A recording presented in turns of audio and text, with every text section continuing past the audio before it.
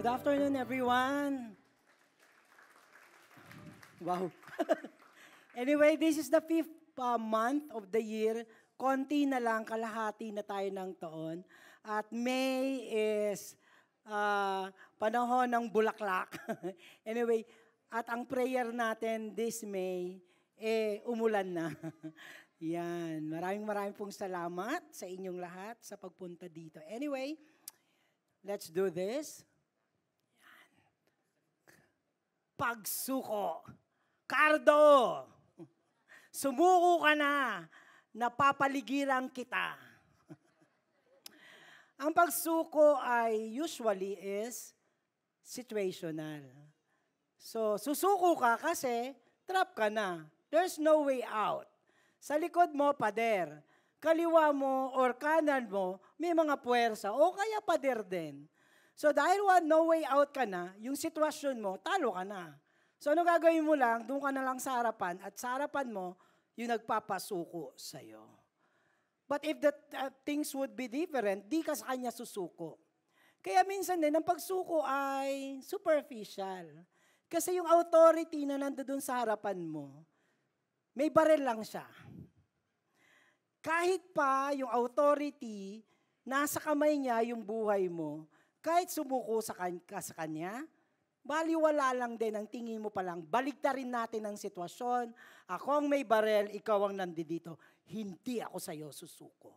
So, ibig sabihin, superficial. Minsan, as we walk and follow Jesus, parang meron din tayong pagsuko sa Diyos. It's just situational. Wala ka meron si Lord. O kaya, minsan, nakakalimutan mo si Lord, kasi hindi mo siya kailangan. Iba ang pagpapasakop. Kasi sa pagpapasakop, walang nakaumang sa'yo na barel. Walang anumang kapangyarihan na nakaumang sa'yo na ipinagmamalaki sa mukha mo. Sumuko ka na, wala kang magagawa. Ang pagsuko ay ang pagpapasakop ay hindi situational. It is steadfast. Hindi lang dahil kailangan ng sitwasyon. Hindi lang kailangan walang-wala ka. Ang pagpapasakop, kahit you have the grandest time of the world, kahit yung mga nakaraan mo, pinapasakop mo kay God. At yung ngayon mo, pinapasakop mo sa God kasi steadfast. At yung eternity mo, kay God din, that's steadfast. At ang isa pa sa pagpapasakop is, it is significant. The person or the being or God before you is the significant being in your life. Hindi lang mababaw. You fully recognized Him and He is your life. Alam niyo itong pagpapasakop at hindi lang basta pagsuko ang naranasan ni Peter. Si Peter, nung nakita niya si God, he fell down at his knees. Nakita niyo po ba yan? Hindi lang basta suko, nagpasakop siya, nagnikluhod ang kanyang mga paa. Nakita niya kung sino si Jesus Christ. At nakita niya rin ang kanyang sarili. Depart from me, for I am sinful. Anong tawag niya? Lord. At hindi lang si Peter, kundi yung mga kasama niya pa ring mangingisda, ang sinabi rin, for he and all who were with him were astonished. Namangha, bumigay ng todo at the catch of the fish that they have taken. And so also were James and John, son of Zebedee, who were partners with Simon. Magandang hapon po sa inyong lahat. Welcome to our new series, Walk with Me. Napakaganda po ito. Very short lang, pero I tell you, this walk with me is something that is fundamental here and tomorrow and in eternity. Sa ating first week ay Luke 5 verse 1 to 11 tayo. Tayo po tayong lahat. And we're looking at page 502. Say amen sa banda dito kung you are with the page na 502. Amen na po ba? Yes. Dito po. Amen na rin. And let's us all read. 1, 2, 3. On one occasion, to hear the word of God, he was standing by the lake of Gennesaret. And he saw two boats by the lake, for the fishermen had gone out of them and were washing their nets. Getting into one of the boats, which was Simon's, he asked him to put out a little from the land. And he sat down and taught the people from the boat. And when he had finished speaking, he said to Simon, "Put out into the deep and let down your nets." Oh my gosh. And Simon answered, "Master, we toiled all night and took nothing, but at your word I will let the nets." And when they had done this, they enclosed a large number of fish, and their nets were breaking. They signaled to their partners in the other boat to come and help them. And they came and filled both the boats so that they began to sink. But when Simon Peter saw it, he fell down at Jesus' knees, saying, "Depart from me, for I am a sinful man, O Lord." For he and all who were with him were astonished at the catch of the fish that they had taken.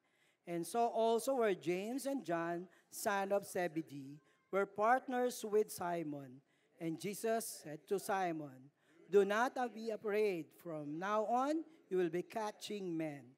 And then when they had brought this boat to the land, they left everything and followed him. Lord, marami pong salamat once again through the life and conviction and commitment of Peter, we will get the most out of it to follow you and to walk with you. In Jesus' name we pray.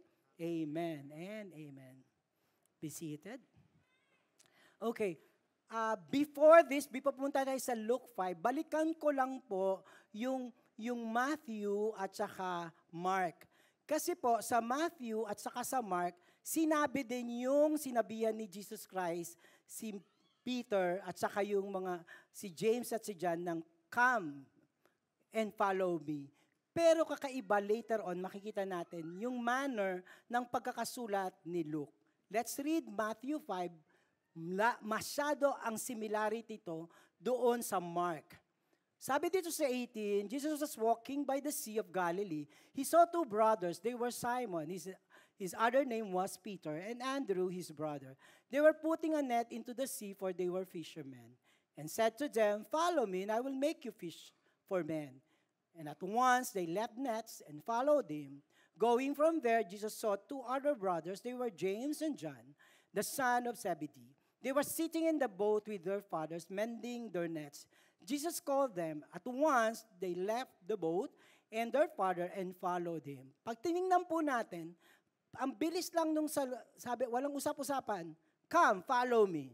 Gets nyo po? Pareho yan, ganyan din sa Mark. Sinabi yan lang kay si Peter at saka si James at si John, "Come, follow me." Tapos ano ang reactions nila kaagad-agad? At once, they left nets and followed him. Pareho din. At once, they left the boat and their father and followed. Very commanding si Jesus Christ dito. Pag under scrutiny, o nga no? O, tinawag niya. Ang lakas-lakas ng dating ni Jesus Christ kasi they immediately followed him. But on contrary, pag tinignan po natin, si Luke, meron siyang the great fish harvest pa muna. May miracle, and this spells the difference. Nung pinipresent na ni Luke ang conversion at ang decision ng pagpapasakop ni Peter. And this is our story. And this is our lesson this afternoon. Pero before that, papakita ko po muna sa inyo sa Luke 4 kung ano muna ang ginagawa ni Jesus Christ and his first encounter with Peter. Anong sabi sa 31? And Jesus went down to Capernaum, a city of Galilee, and he was teaching them on the Sabbath, and they were astonished at his teaching, for his word possessed authority. Nakita niyo po, dito pa lang kitang-kita na si Jesus Christ, his teaching is so powerful, and people were so astonished. Namamanga sila sa kapangyarihan ng pagtuturo ni Kristo kasi may authority siya. And wait, hindi yun yung first encounter nila ni Peter kasi and he arose, left the synagogue, and entered Simon's house. So, ibig sabihin, hindi yung sa Luke 5, hindi yung first encounter nila. Naririnig na siya ni Peter, dito pa lang, At pinuntahan pa siya sa bahay niya. Sino mahal ang mga biyanan? Ay, parang walang sumagot. Kasi dito si Peter, now Simon's mother-in-law was ill and with a high fever, and they, including Peter, appealed to Jesus on her behalf. Pagalingin mo naman ang mahal kong biyanan. And he stood over her and rebuked the fever, and it left her, and immediately she rose and began to serve them. Nakita nyo, may encounter na, may personal encounter na si Peter at si Jesus Christ, at nagimala pa si Kristo na pinagalingan kanyang biyanan. And this further, sa 4 pa rin, now when the sun was setting, all those who had any were sick with various diseases brought them to him. And he laid his hands on every one of them and healed them. Jesus is displaying his powerful healing. Everyone, at hindi lang healing. And demons also came out of many, pati mga demonyo, napapalayas ni Kristo. Sino ngayon si Kristo? In the mind and in the experience and witnesses of the Jew in the town ni Peter at mismo kay Peter. Because they knew that he was Christ. And Jesus is continuously preaching in the synagogue of Judea. So nakita natin, established na rito that Jesus Christ is teaching, healing, and even visiting people. Kumbaga, may pagkakilala na sila kay God. Nakita niya ang preaching at ang word ni God. Nakita na nila si Kristo ay nagpapagaling. At ito ang experience din ni Peter. Now move tayo sa Luke 5. And on one occasion, while the crowd was pressing in on him to hear the word of God, dun sa 4, patuloy na nagpipreach si Peter, right? Ay si Jesus Christ. Dito, patuloy pa rin in 5, sa first verse. And seemingly, Jesus kept on preaching and seemed to be on his own. Di ba sabi niya, wala pa siyang disciple. Kahit nasabihan na yung mga disciples, solo flight pa rin si Jesus Christ. He was standing by the lake of Gennesaret, and he saw 2 boats by the lake. But the fishermen had gone out of them and were washing. Kanino? Sino tong fisherman na to? Na hindi kasama ni Kristo na nagpipreach? Nandoon lang sila? Sino to mga to? Si Peter yan. And others were not walking with Jesus yet. Nakita niyo po, kahit narinig na nila, kahit dinalaw na at pinagaling ang biyanan niya, still, Peter, James, and John is not walking with Jesus yet. Solo flight pa rin si Jesus Christ. From town to cities, mag-isa pa rin siya.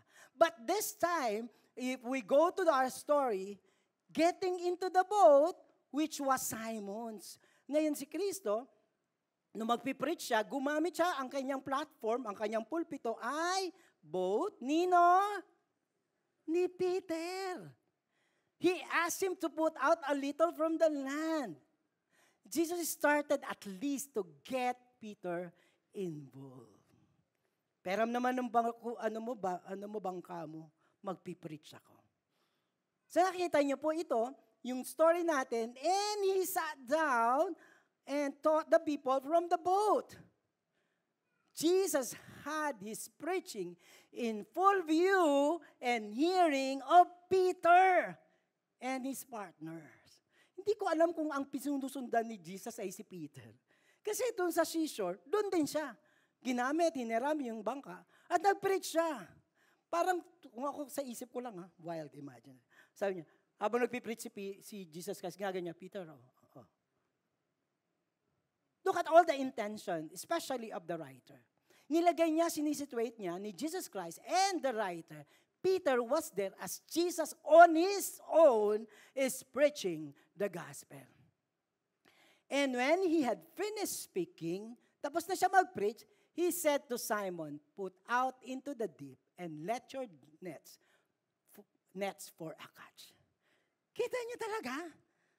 Si Jesus Christ nakatingin all along kay Peter.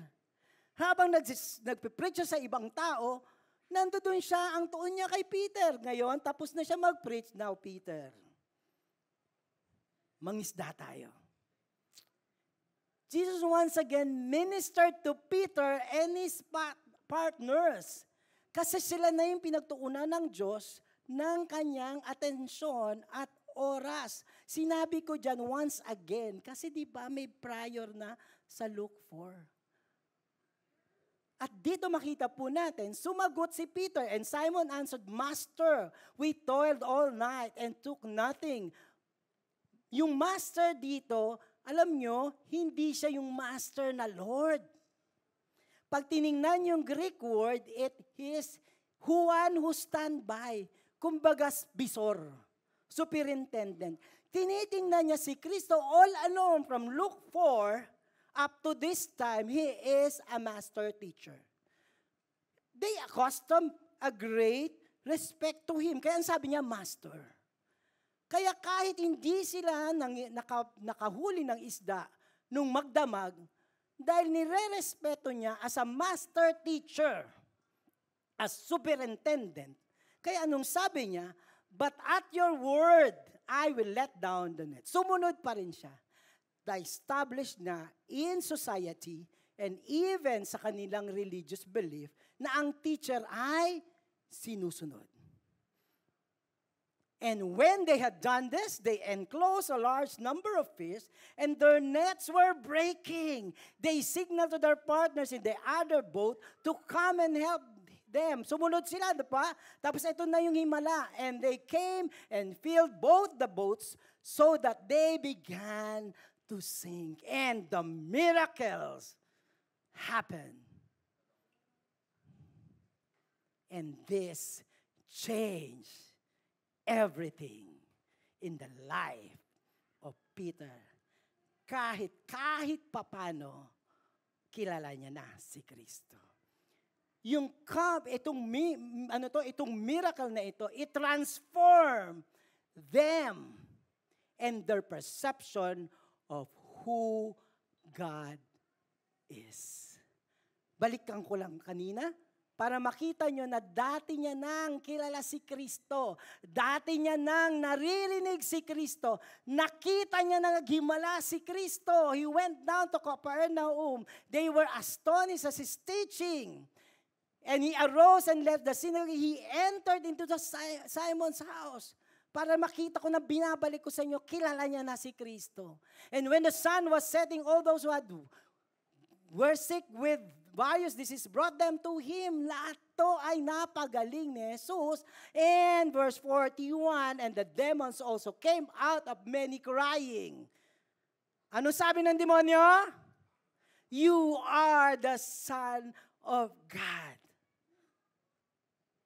Ang sabi pa rin ng verse, because the demons knew that he was the Christ. What I'm saying here, nakita niya na si Kristo, naghimala na si Kristo, ang gaganda ng turo, hindi niya pala lubusang kilala si Kristo. Buti pa ang demonyo.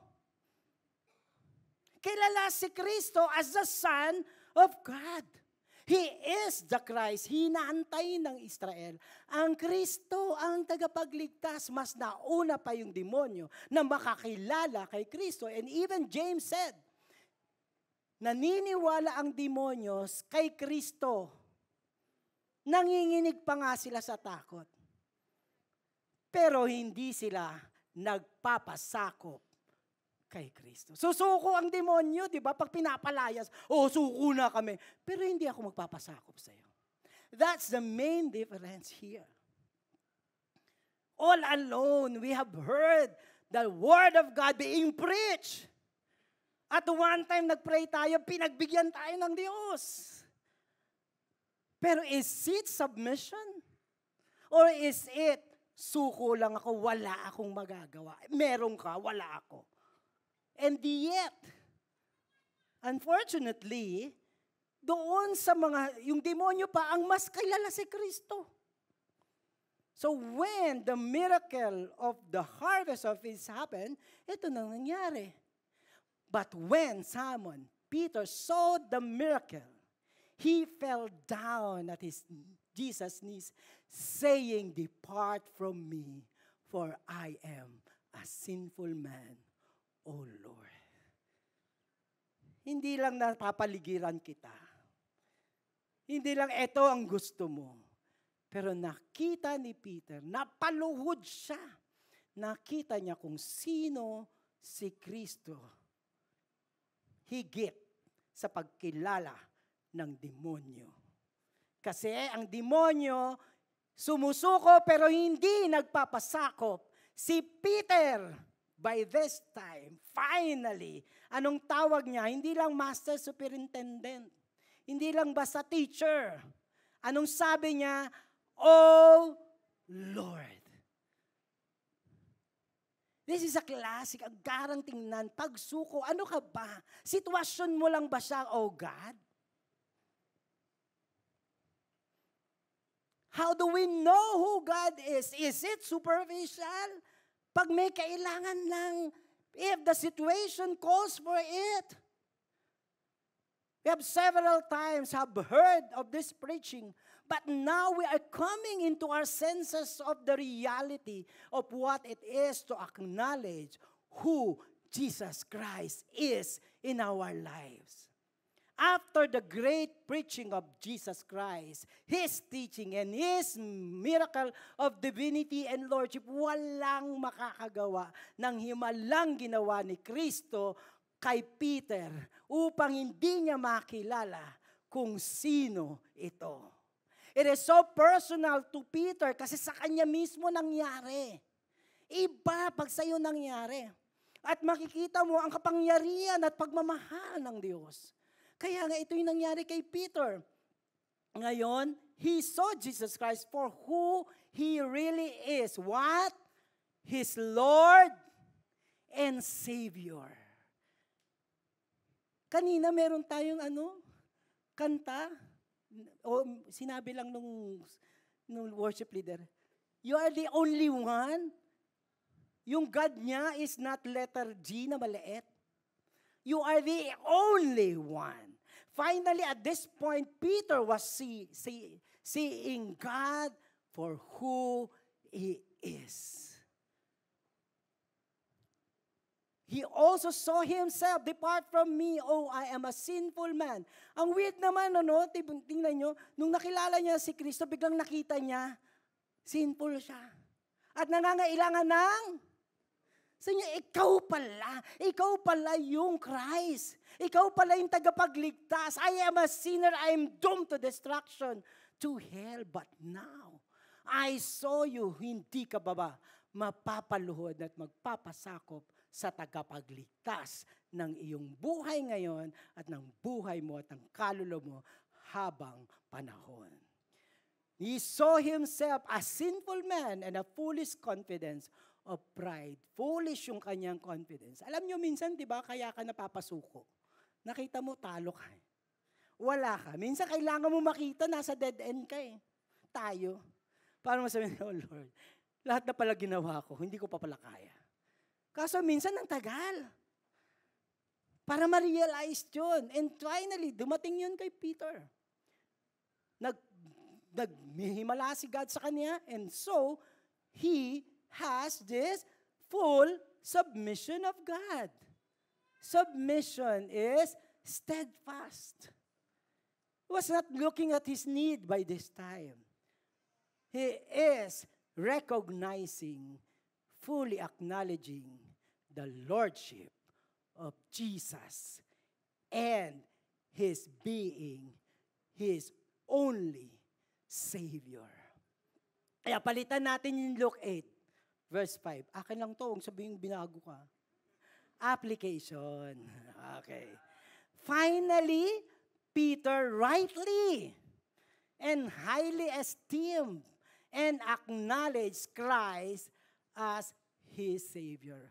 Hanggang kailan, mundo, makikilala nyo at tatanggapin nyo na nag-iisa lang ang tagapagligtas ng ating mundo at buhay at kaluluwa.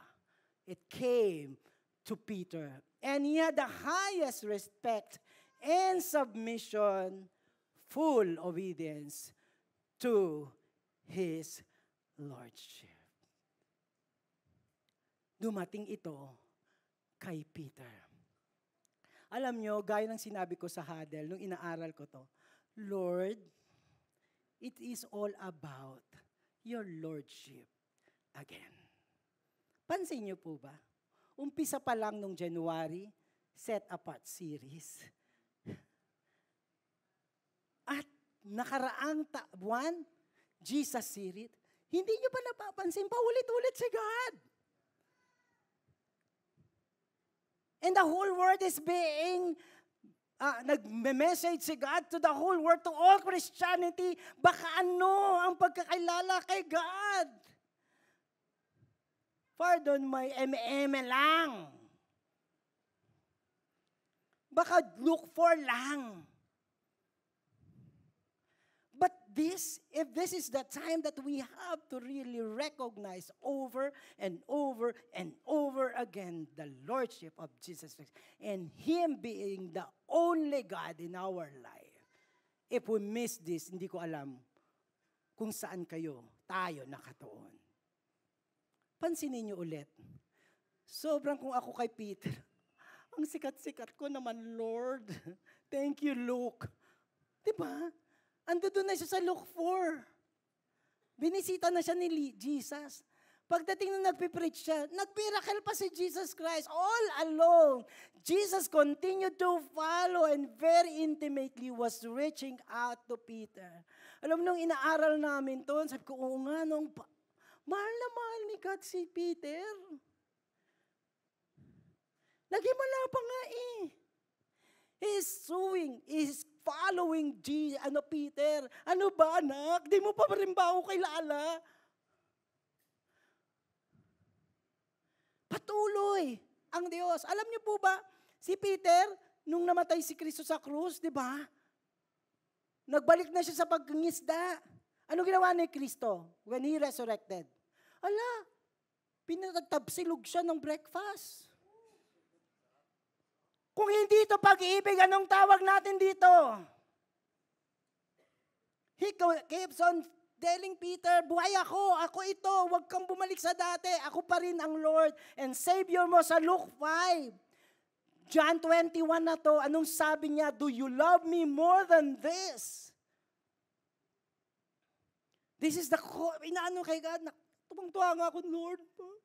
Alam niyo po, ganyan ginagawa natin ng Diyos sa atin. Iba-iba yung kwento natin. Sana si Luke lahat alam mo ba, nung araw na yun, ate, anong pinagpapansin sa'yo ni Lord? God is continuously pursuing and following each one of us. Hindi nga kaya ng gospel kung paano ang Diyos personally, intimately, so win over kanya, I am God, I am God. Minsan papansinin natin kasi kailangan natin siya. Pero after the need, asan na naman si Lord? Sabihin niya, do you still love me? God is always following us. Hindi mo nga napapansin, nandoon siya, umiiyak ka, nandoon siya. Tumatawa ka, ang saya-sayo mo, nandoon siya, nagkakasala ka, nandoon siya. Nabe-break yung heart niya, na-offend siya, pero nandoon pa rin siya. Sasabihin niya, anak. Actually, He left heaven to die on the cross, following each and every one of us because He doesn't want us to go to hell. O kaya dito pa lang sa mundong ito, impyerno na. In the good times and in the bad times, Jesus is ever revealing Himself to us. Paulit-ulit na nagpapakilala siya sa Diyos. Anumang bahagi ng ating buhay. Baka kanina lang, inaubo ka ng konti, ay Lord, ang sarap lang ni Peter, miracle. Pag hindi ka ba naman makakapa. Minsan, alam niyo po ba, sa panahon ng bad times, because we have not recognized God, tapos, naiwan tayong wasak. And the Lord will just make His way to tell you, I'm here, I am God, I am Lord. Anong gusto nyo, in the good times or in the bad times? To submit to our God. Sabi ko, Lord, huling preaching ko na ba ito sa kanila? Para once and for all, let this clear. Sabi ni Benz nga, Lord, mahirap to, pero magdedesisyon kami ngayon. Nagdesisyon na kami, ilang buwan na nakakaraan. Pero bakit pa ulit-ulit si God? Itanongin natin to sa sarili natin kung bakit God is continuously asking and following us and telling us, I am the Lord, your God, I am your Savior. Kasi mahal tayo ng Diyos. Hindi niya gustong may mawala sa ating lahat. For he and who were with him were astonished. Ito yung mga kasama ni Peter at the catch of the feast that he had taken. Tingnan niyo po, dun sa Mark 4 at saka, Matthew and Mark, nandoon na si John at saka si James, nandoon na. Andito rin sila. Doon din, hindi lang si Peter ang pinersonal ni Jesus. Pati si James at saka si John, they were astonished. James and John, son of Zebedee, who were partners with Simon. Unless we fully acknowledge Christ and submit to Jesus, we cannot fully follow Him. Kaya kung binalikan man ni Jesus Christ, si Peter, si James, at si John. Kasi sa una, sinabi niya, follow me. And Jesus fully know that if they would not acknowledge Him as Lord and Savior and fully submit to Him, hindi magpa-follow. We will not follow God. Laging meron tayong gusto. Laging meron tayong preference. Laging meron tayong direksyon. Kung kami lang, kung ako lang. Pero, the end is not safe. Ang gusto ni God, huwag ka dyan pumunta. Follow me kasi hindi yan mabuti. Follow me fully as you and as we acknowledge truly that He is our Lord and our Savior. And Jesus said to Simon, do not be afraid. From now you will be catching men. Ganon din po yan. Unless we fully acknowledge and submit to Christ, we cannot fish for men. Magkakaroon lang tayo ng puso sa ibang tao kung fully we follow Jesus. And if we fully acknowledge Him and submit to Him as Lord and Savior. Wala kang pakialam sa ibang tao. Bakit ba? Kanya-kanyang diskarte yan. Kahit pumunta kayo ng impyerno, kasabay mo. Kaya, di ba? The heart of the mission. Honor God and make disciples. Fish for men. We will just do it if we are fully following who Jesus is. Discipleship Class 101. Di ba? If we see, di ba, nakita mo si Kristo, naramdaman mo si Kristo, nakita mo ang kanyang kapangyarihan at pagmamahal, sasabihin mo yan sa kapatid mo. Sasabihin mo yan sa asawa mo. Kahit mukhang ikaw ay aawayin niya, but you will stand of who God is in our life and people will be drawn to God. Oh, sorry.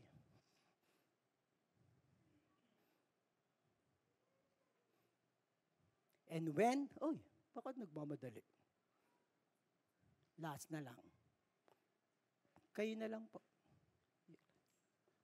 Yan. And when they had brought their boats to land, everybody please read the white font. 1, 2, 3, go. Diba?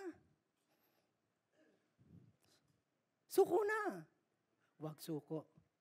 Pasakop na. All of my life. All of my riches. And my not riches. Even my poverty. Ang maganda pa dito, ang ganda nung nung metaphor ni Jesus Christ. Kasi galing kay Jesus Christ yun, come follow me and I will make you fishers of men. Hindi inimbento ng Christianity yung metaphor ng dagat at pangingisda o pangangamalakaya. Pag tinignan po natin, sana manap ako ng ng dagat na mabagyo. Kasi ang mundo ay parang dagat. Minsan tahimik. Minsan may storm. At minsan ang mundo ay nalulunod sa karagatan ng kasalanan, ng kayabangan. Di ba? Buksan natin ang cellphone natin. Where is the world leading us to? Ano ang binavalue ng mundo ngayon? Sino ang sikat ngayon? Sino ang influencer ngayon? This is a great sea of corruption and poverty and sin without God. Saan dinala si Peter? Sa gitna ng karagatan. Ano ang gagawin ni Peter? Ililigtas. Inenet niya yung mga nandoon sa karagatan na pwedeng mapinsala. Kaya ang sabi ni God, you will follow me, and I will make you fish for men. Kaya nung bata pa akong Kristiyano, ang tawag namin nun, namamalakaya. Very, very visual sa amin yung fish for men, mga malakaya. Yung sinasabi ko, yung dagat, daming tao dyan, ganyan. Daming pwedeng. Kaya nga dito, ang sabi, lambatin natin.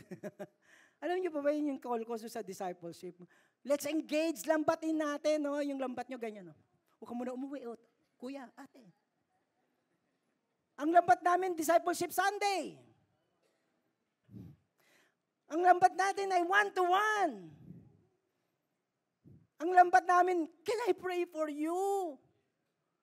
All because this is the call of God. This is the heart of the Lord. Ang pintig mo, Panginoon, para sa mundong nawawala, ay maging pintig lang namin. Baby. Naglalap ako eh. At alam niyo po ba? This is the first week of our new series, Walk with Me. At si Jesus ang unang nagsabi sa atin, anak, walk with me.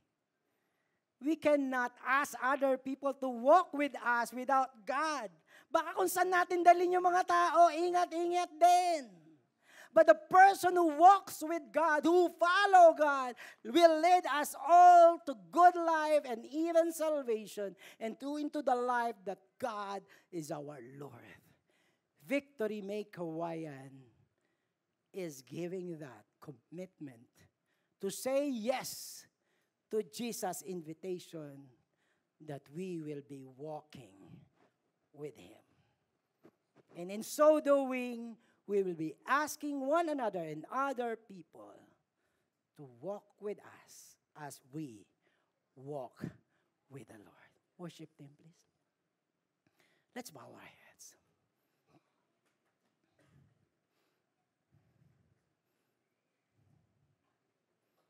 Once again, the invitation of God to walk with Him, to follow Him. Di ko alam kung nagsisimula sa kalagitnaan ng pagsunod sa Diyos ang sitwasyon natin. But the Lord is continuously inviting us.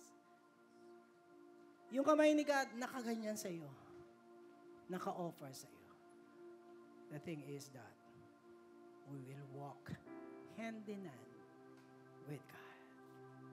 Kasi naman ang sitwasyon, meron ka ngayon. Kaya mo ito naririnig. Kasi sabi ng Diyos, I will lead you to the path I have designed for you. Kung inaagaw ka ngayon ng Diyos sa hindi magandang lugar, kaya nakalagay yung kanyang kamay, kung ahatakin ka ng Diyos ngayon sa anumang bagay na inaalis ka ng Diyos, I tell you, this calling and this hands is the hands of love and divinity.